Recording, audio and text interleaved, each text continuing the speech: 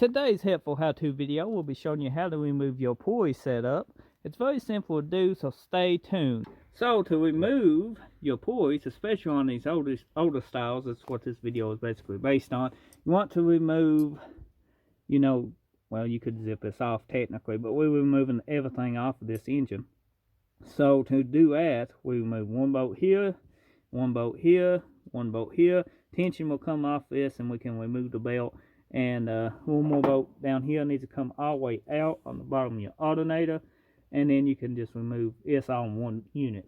We just now got this bolt out. We got all the tension off the alternator. No belt is on it. Then we like one water pump bolt. And then we can remove the alternator and mount all in one section. Now this is extremely good to know how to do if you got an older small block Chevy and removing the pulley setup on it. A lot of people likes the old small block Chevys. This is going to be a new school motor here soon. This is getting an LS. Now you want to unplug your alternator and remove your hot. This has got an adapter kit on it, and that looks like a 10mm. Amos, you can go ahead and unplug that and plug this unit back in, and then we can unhook that though. So we are removing the water pump now. You got 4 bolts, one here, one there, and there.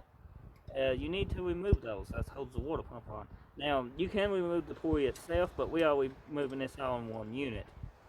It's pretty simple. So we are going to loosen the power steering bracket up so we can get these belts off this, and pretty well just have everything out of the way on this pulley setup. 4 bolts, as I said before, on the water pump. You got 1, 2, 3, about 4 or 5 or so. Go ahead and loosen it. Let's go ahead and loosen these. Okay, oh no. Ugh, I got it. And then we'll get back to you. Okay. Got a bolt here on the header, usually holds this bracket on. You got a bolt up here. This is your adjuster bolt. Does not have to come out when you're removing the whole thing. So there should be a bolt, guys, down in here somewhere for that bracket. Somewhere that I am looking for. Is that here? We'll find it here in a second. We get the water pump undone. When removing your water pump, always undo your hoses. We cut the hoses on this as we are not reusing any of the hoses, and we removed it in a complete unit. But you do have bolts under here that holds the clutch fan on. If you got them, you will need to remove them. Depending on your pulley setup, this video should be pretty useful. So let's go ahead and remove the power steering pump next. Now the other 2 bolts for the power steering is under here, and that one not even tight. Don't look like, okay, might have been a little tight. Once you get them, this whole unit will come out and you can undo the back of your lines, or you can undo your lines before you loosen it. It's up to you guys.